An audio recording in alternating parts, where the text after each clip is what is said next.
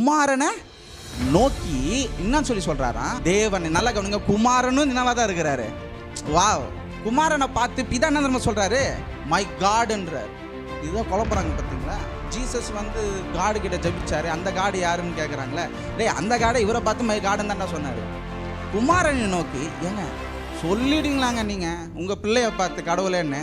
குமாரனை நோக்கி என் தேவனே, நீங்கள் ஒரு பெரிய டாக்டராக இருக்கலாம், உங்கள் பிள்ளைய பார்த்து நீங்கள் என்ன ஸ்தானத்தில் இருக்கீங்களோ அதை அப்படியே சூட்டி அவரை கொண்டாடுங்க.